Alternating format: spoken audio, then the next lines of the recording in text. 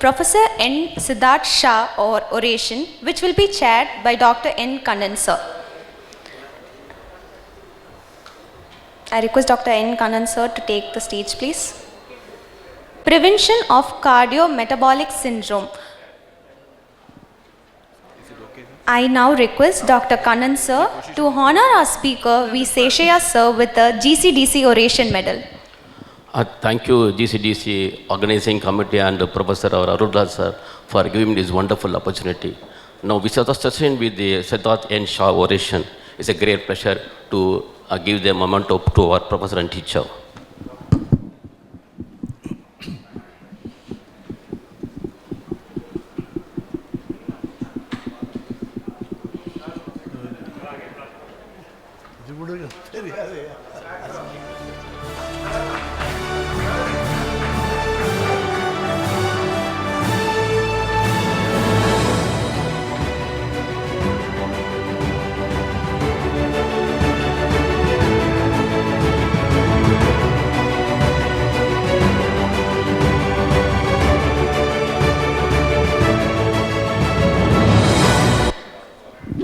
So before starting the session, it's a great pleasure, honor and pride to introduce the world-class stalwart in the field of diabetes and metabolism. He is the teacher of teachers, his mentors, and more than that, he is the father of GDM, Gestational Diabetes Mellitus. It was one of the prideable moments to address in this one of the important Siddharth N. Shah oration on the important topic which is usually practiced in our clinical lifestyle. See, the cardiac metabolic syndrome is one of the manifestations among the routine diabetic patients, paving the way for more inflammatory cascade, including myocardial infarction, heart failure, and so on and so forth. To enlightening of this topic, we have our professor and teacher. Over to you, sir. Thank you very much. Thank you, sir, chairperson, for nice introduction. My friends here, I think I must thank Dr. Arulraj for giving this opportunity to speak here and give oration on the name of Siddharth and Shah. And I see such a wonderful audience here. You have been all the time since morning you're talking only in the heart. I want to prevent heart disease itself, Arul. You are all talking about heart from morning. I am going to speak no heart disease. Can you do that? Sure. Yeah, sure. Now, I am actually to see Dr. Manoria coming from Bhopal here. I have been to that city once. So, and a wonderful place also. I have been there. I may come again to Bhopal. I will tell you why. Why, I will tell you. Now, friends, now this is Siddharth Shah is a great friend of mine, almost for the past 30-40 years. And he was very helpful in promoting the subject. And as whenever there's a AP president comes, definitely he will consult me. So I always recommend, whomever recommend, 99% you will make them a chairperson. Such an amount of good content I had from the date of Silver Jubilee to Golden Jubilee Conference of the AP RSS Day. Now with this, Siddharth Shah, you know very well, all of us, particularly senior persons, how great fellow he is. Such a nice fellow. You can't get a person like him. Now, this topic which somebody introduced, absolutely a different topic, which may be away from what you have been thinking about so far. Now, my talk will be here. Can you imagine I'm going to speak on prevention of cardio metabolic syndrome? Is it possible? That is the question. So, I am going to discuss what I use to prevent this cardiometabolic syndrome. Probably pharmacy people will get hurt because they may not find a drug after 20 to 30 years. This is because you won't have diabetes at all. Do you believe that? Yeah. Now, yes. Estimation, I will look at little basic things, all of us know, estimation projections of the number of people with diabetes in the different editions in millions will be like this. In 2019, it was 463 million. In 2021, it is about increased 16% again to 537 million. 245 you are going to get in. 54% increase. That means there is no way of coming all the time, it is increasing only. So pre-diabetes approximately 380 million, which we are likely to increase to about 480 million by 2040. So diabetes is an epidemic of unprecedented magnitude, but now it is known as pandemic. So from COVID we have gone to diabetes. So epidemic of diabetes mellitus. The increased prevalence of diabetes is usually attributed to, all of us know, basic thing, the aging population structure, urbanization, obesity epidemic, and physical inactivity. All of us know about this cause. But what is not very much impressed is will be here. Well, all these factors contribute to the epidemic of diabetes. Intrauterine exposure, that is gestational programming, are emerging as a potential risk factors. So that means we must tackle this problem so that we can prevent diabetes. Now, how this concept came, we had a Chanakya told many years ago, but I will cut down that. Here, evidence-based, David Barker, he said, the body's susceptibility to lifestyle diseases was programmed intrauterine. So that means he has given answer where to look for prevention of diabetes, of any disease that matter, NCDs.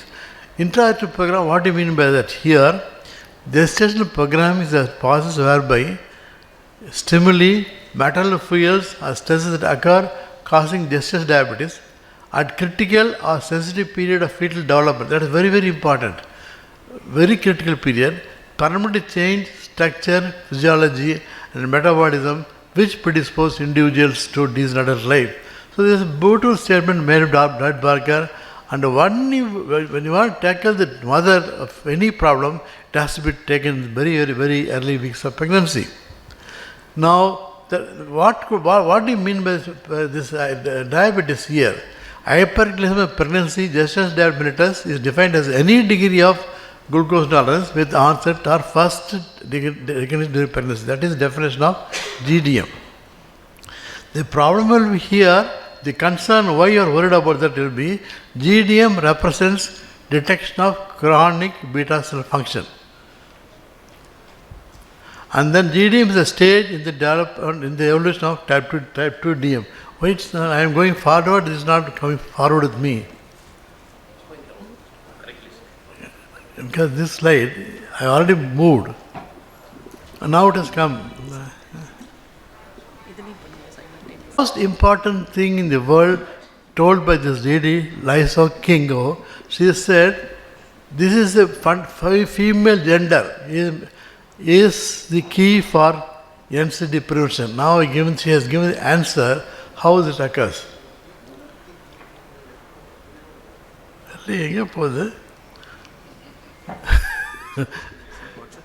how female gender is the key to density prevention. That's what told by Lisa King. How she made this statement there?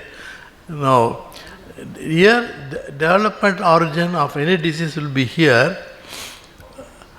This is a very interesting slide. I don't think many would have seen this slide at all.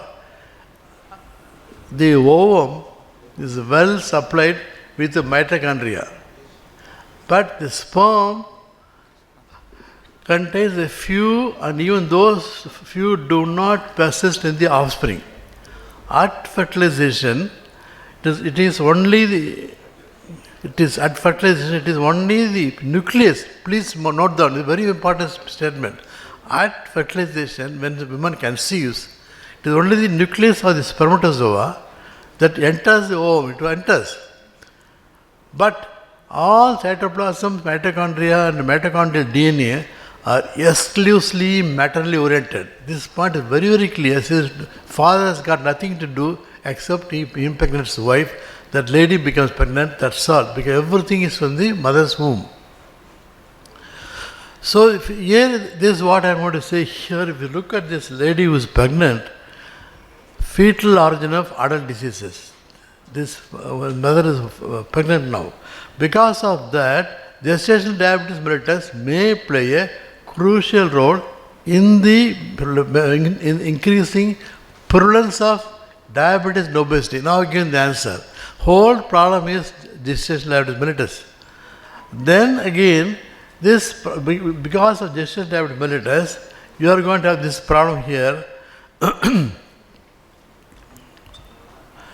Insulin resistance, increased atherogenic diabetic profile, inflammatory markers, hypertension, endothelial dysfunction lead to increased risk of cardiac disease. So as Arulraj asked what I should speak, I thought how to speak. I am mostly working on the field of pregnancy diabetes. How am I going to link pregnancy diabetes with cardiometabolic diseases? So now I am going to bring here this GDM. She is going to get all these problems, insulin resistance, increased labor profile, all things. So I have linked the problem what I'm going to topic given and how the my work, concentration of work of diabetic pregnancy can be linked. Now this is called, that is why I have given the word GDM is the mother of non-communicable diseases. So we have come to a conclusion, GDM is the most important cause for all the problem of our developing diabetes. Now next slide will be here. This is again origin of CVD. Now I am coming to Arulraj. Now we see origin of CVD. Where its origins? Here, the adverse cardiovascular risk factor profile of women with GDM evolves over time in the years before pregnancy. That means she is anticipating she will develop this problem of GDM. And then metabolic disturbances can occur here, will be here. Women who develop GDM have a higher progressive period GA1C, fasting glucose, we can predict random glucose, total cholesterol, LDL cholesterol, triglycerides and alanine transaminase coupled with lower HDL cholesterol. All these things will occur even before she becomes, who is elected to become GDM. Then CDM and CVD risk will be here. From a life course perspective, the diagnosis of GDM identifies a population of women who are already on a higher risk of cardiometabolic risk than their peers in young adulthood. One, that may contribute to the elevated risk of CV later in life. So GDM seems to produce all sorts of problems, particularly cardiovascular risk. So immediate postpartum period, what could happen? This is another interesting finding was, as early as 3 months postpartum, women with recent GDM exhibit higher rates of dysglycemia, hypertension, elevated LDL cholesterol, hypertriglyceridemia, low levels of HDL cholesterol and metabolic syndrome. Now you can understand what are link this GDM has got with the cardiovascular diseases. So long-term consequence of GDM will be here.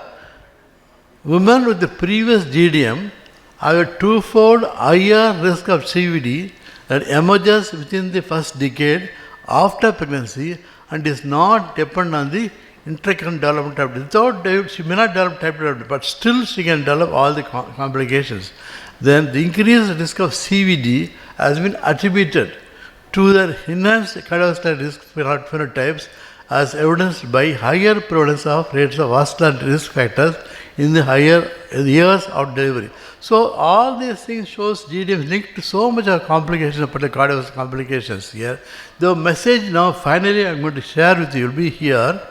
Women with the history of GDM have an elevated lifetime risk of cardiovascular disease.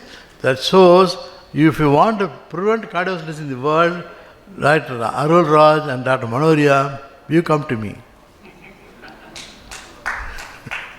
So you treat GDM, probably you may not have. This is my final message. Now this first half of talk is over.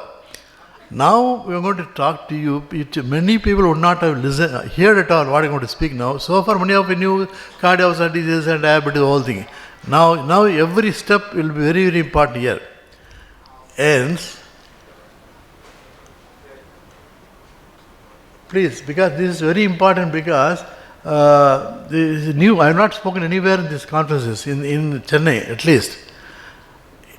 I was not speaking to Bhopal. I will come to Bhopal and talk because they are very much interested. Hence, a step must be taken to prevent the development of GDM. That should be the first aim.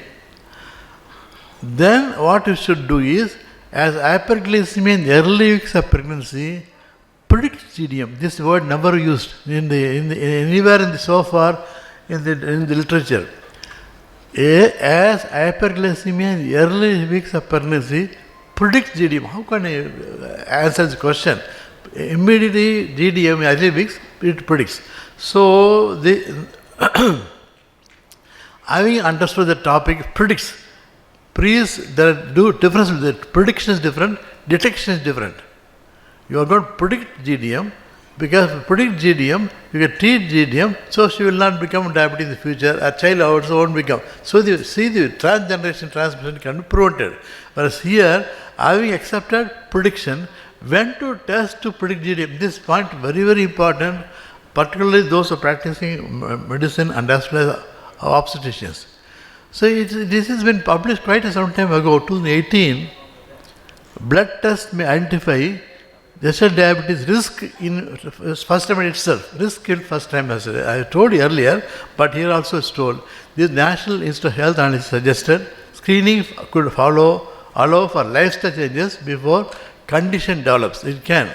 But what happened, they were not followed after this. They stopped with that. Which week to follow? Now, I will go step by step. When a child is conceived by mother, each islet cell in the pancreas of the fetus is an endocrine organ, it by itself endocrine organ. Here, the human pancreas begins to develop 4 weeks after conception, after conceiving. And the first insulin deposit can be found, but in weeks 7 and 8. Pancreatic islets differentiates, now it starts, it differentiates 10th and 11th week of gestation. See, fetal conceived, she is developed in the mother. That fetus develops pancreatic islet cell 10th week and 11th week. What has happened is the problem will be here. This 11th week recognizes response to maternal hyperglycemia at 11th week gestation. This is the important message you must carry on. 11th week of pregnancy, the fetal development, it secretes the insulin. Fetal beta cell occurs. What it would cause to the mother or the child? What is the cause? Here, prandial glycemic level that can be considered as abnormal. Here you will see a pattern of glycemic. Normal pregnancy will be like this. Normal pattern will be 71 plus or minus 8 in the fasting stage, and when the 2 hour will be 110. That means there's no value. Everybody gives different values. The value definitely published will be fasting is 80 milligram and 2 hour postmortem 110 milligram. That means anything above normal is abnormal. Why I am telling this particular point of 110 milligrams is very crucial and critical during pregnancy here. So glycemic level, please at least note this point now. Glycemic level at gestational weeks for prediction of GDM. I think I used the word initially. Then you can predict, this lady is going to be develop GDM in the future. How to predict? Here, this is what the prediction of GDM will be here. This particular slide is again very, very important. A blood test conducted as early as the 10th week of pregnancy may help identify women at risk of gestational diabetes. What you have been doing in the world, all of you doing 24th week of screening. That is not prediction. That is only detection. So I am not telling about detection now, I am telling prediction. So 10th week a blood test conducted as well 10th week of pregnancy may help identify women who is at risk of GDM. 10th week itself, you can find out whether the woman is going to develop GDM. So at higher A1C level of 5.3% or 110 milligrams compared to those without GDM, it will be 5.1. So if 10th week, if you find A1C is more than 5.3, which cannot be done everywhere in the country, you can also go back to same value of 111 milligrams is equal to that. That means more than 111 is going to be GDM. So with this basic thing, we are going to further progress here. This is another again the first time sharing here. First time, National Institute of Health study in 2018 suggested A1C of 5.3 at 10th week predicts GDM, that is under post-mal blood sugar of 110. That mentions fact is there. Now next step, what has happened here? But 2018 they told, but so far till about 2022 March, Alraj knows the date, till March 2022, so far no explanation has been given for prediction of GDM. No explanation was given. So that is the time, in the March, I wrote to the government of India, the fetal beta cell starts secreting insulin around 10th to 12th week, which I told you in the pregnancy. That is very important. And finally here, it is observed once fetal beta cell starts secreting insulin, fetal hyperinsulinemia persists with the maternal hypoglycemia. Once it starts secreting insulin, it persists, it doesn't go down. Whether blood sugar going low or not, it will not. Once started secreting insulin at 11th week, it persists. That is the biggest problem for us. So we should not allow at 11th week blood sugar crossing 110. What we should do now? That is the next step. In Bhopal, there are two doctors there. I know you must know about Archana Mishra. She is NIH, I think, National, what do you call that? National,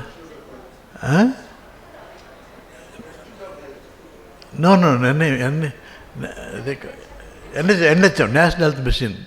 Archana, she has done lots of work in Bhopal on pregnancy. There Pooja Sharma. She is also there. Jaipur. They have already taken this work. I have suggested them to do the study. They are already on the work. They will be coming to Chennai on the 1st of October. So this is what they are doing now. The fetal beta cell starts secreting insulin around 10th, 9th week. Once it's secreted, it never stops. It doesn't go back. So it is observed once fetal beta cell starts secreting insulin, fetal hyperinsulinemia persists with maternal hyperglycemia. Goes together. Fetal hyperinsulinemia and with maternal hyperglycemia persist. So that is a big problem now. Now what you should do? There is a chance for us to rectify this. What is the chance? Scope. How can scope for the prediction of GDM? I told you it can occur, but what is the scope to predict? The prediction of GDM, scope. So PPBS more than 110 milligram predicts GDM, which I told you earlier. Then if PPBS at 10th week itself, so you have to do the test. 10th week itself 110 milligrams, the blood glucose has to be brought to less than 110 milligrams by 11th week. If we don't bring it to 11th week, insulin will start from the beta cell. Once it starts, it goes on secreting. I will tell you what could happen. 11th week, as the fetal beta cell starts secreting insulin. This will not change. This is a physiological phenomena. It will occur. And the next point will be here. With the fetal insulin secretion, changes maternal metabolism starts. It is started. It is stimulated. Because of that, you will see here fetal hyperinsulinemia and maternal glucose. Fetal hyperinsulinemia will favor a persistently high glucose flux even at times, and maternal blood glucose normal. That is the biggest headache. Even it becomes normal, once it started, it is not going to come back. That is called fetal handling of next step I am going to go. Now here, the obvious implication is that glycemic control needs to be optimized very early in pregnancy to prevent the establishment of fetal hyperinsulinemia. You should prevent it. Otherwise, this is not going to happen now. This is called 10th week. This figure you will see in the intrauterine fetus. Fetal handling of maternal glucose. How it does? It is a beautiful. See, fetus supporting mother. It is handling its mother's glucose. And unfortunately, without knowing, it is going to get a problem. That is called fetal handling of maternal glucose. Here, all of us know in the placenta, glucose crosses, amino acid crosses, ketone go up both the sides, whereas insulin and glucagon won't cross. But the problem is, glucose can cross from the mother to the fetus, from fetus to the mother. Now this is what you call fetal handling of metal glucose here. This is a very, very important message, message I'm going to share with you. How the fetal handles. So imagine how this service that child is doing in the mother's womb. I'll give an example here. Imagine week, 10th week, you do the blood test. Most of you must doing it. 126, example or 124. But none of us are aware that it is abnormal. Yeah, we thought 140, 150. No, it is not like that. But 10th week it is going to be more than 110. It is abnormal. So some people will think it is only 126. And the 12th week, what will happen if you do the blood test? It is 112. Most of the thing will be here. Postpartum will come down without any intervention. Nothing happened. See, mother, we didn't give treatment, no insulin, no drug, but still it came from 10th week to 12th week, 112. How this occurred?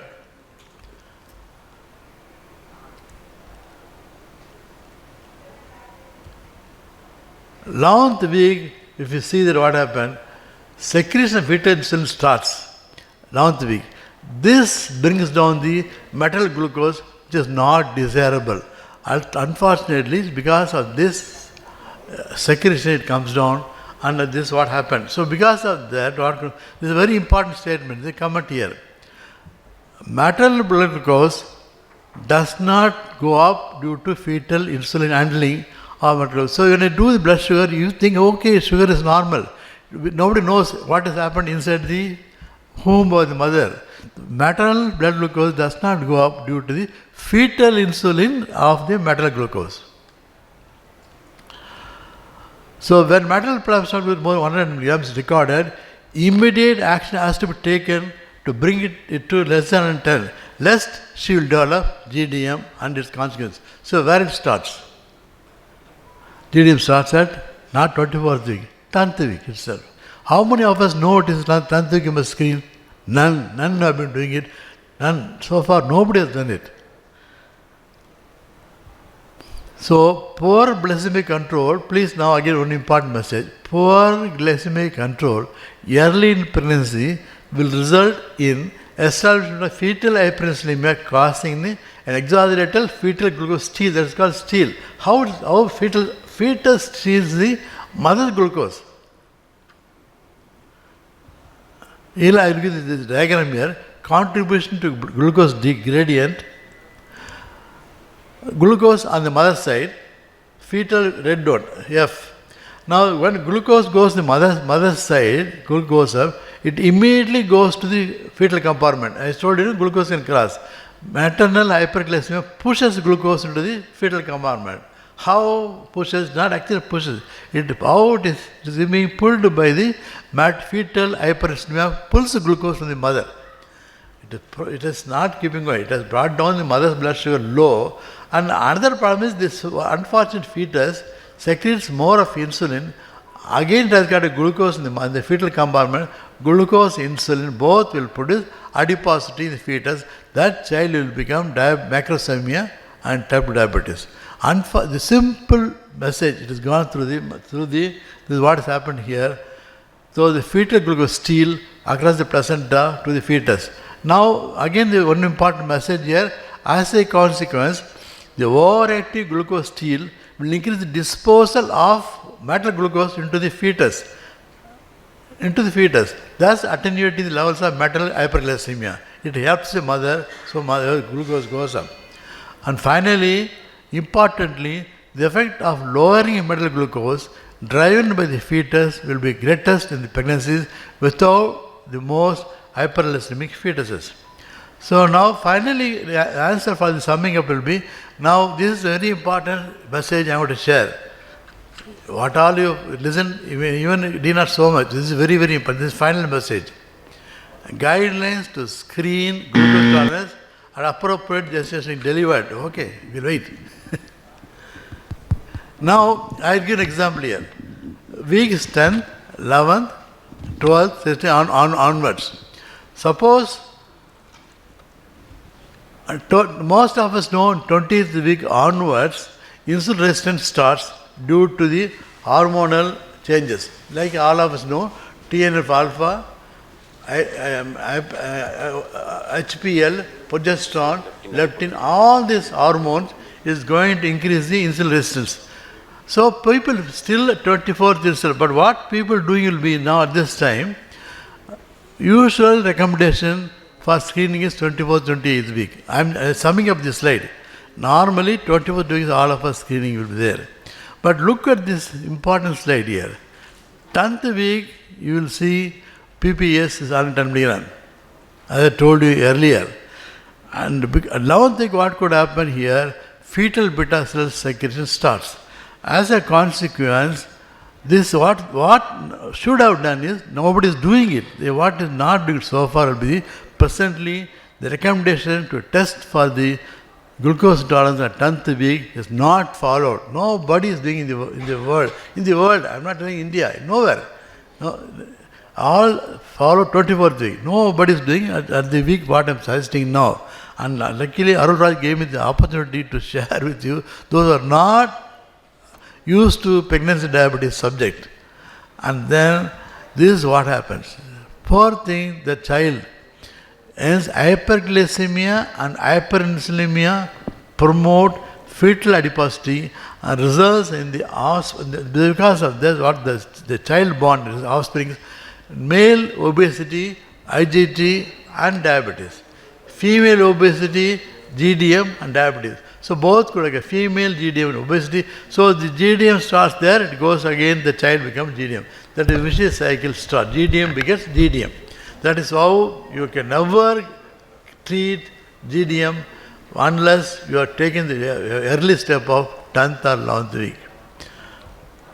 So why to start, one more point again I want to tell you here, why to start testing for glucose tolerance at 8th week itself. When we recommend to the Bhopal group, I tell them also, start 2 months, 8th week, that is 2 months. Prediction of GDM is 2 hour PPG, 110 milligram, all so far I have been repeatedly telling. Now what is happening here, hence at 8th week itself, PPVS has to be estimated. What is the reason? I have been telling 10th week, why should do at 8th week itself? That is because it's anticipation. Here, in case if the post blood sugar is more than 100 milligram, a grace period of 2 weeks should be available to maintain the post PP blood sugar less than 100 milligram at 10th week or 11th week. So if you start measuring only at 10th week, you won't have time. That means already damage has occurred. Suppose you do at 8th week, you got 2 weeks time. By the time you can use diabetic medical nutrition therapy, or in case some rarely metformin can be given, here delivery will take place now. If more than 100 milligrams, MNT or metformin 250 milligram BD has to be started and continued till 16th week. Target glycemic to be obtained if PPBS will be 99 plus or minus 10. But that is why you recommend them to start clinic in 8th week itself. So somebody questions me about metformin can be given or not. I said can be given because in the embryonic stage, you will be here. By the embryonic stage, all the organ development has occurred, not fetal stage. Heart, the nerves, everything is finished. Even PCOD will give metformin. So metformin can be given without any problem with the 8th week itself. Now finally, premortal prevention of diabetes. Ideally, peak metal postprandial blood sugar should be at 110 milligrams from preconception period and early weeks of pregnancy, that is before 10th week. Message is necessary to optimize metabolic control early in pregnancy. This will necessitate pre-pregnancy planning. Thank you very much for your patient hearing. I think I have to complete my talk, still more there, but I won't disturb you. Thank you very much. That is a wonderful and elegant oration. We enjoyed a lot, sir. We listened to your talk, sir. We learned your talk, and we are going to adopt your talk, sir. It's a real celebration of science. We clearly alluded to the importance of the GDM link with the metabolic flexibility, mitochondrial dysregulation, and cellular dysfunction with the inflammation, and paving the way for cardiovascular manifestation. Thank you very much, sir. It was wonderful oration. Thank you, sir. Thank you very much. Standing ovation, sir. It was standing ovation, sir. Thank you, sir. Thank you, sir. Thank you, sir. Thank you.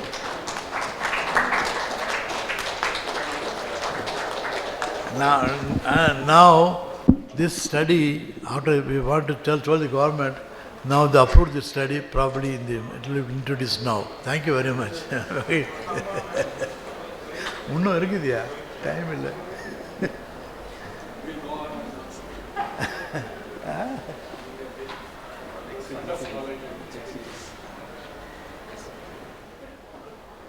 Thank you, Dr. Seshiah sir and Dr. Kannan sir for the session. Next, we have a GCDC oration chaired by Dr. S. Appanraj, MD, General Medicine, Professor and Head, Department of General Medicine.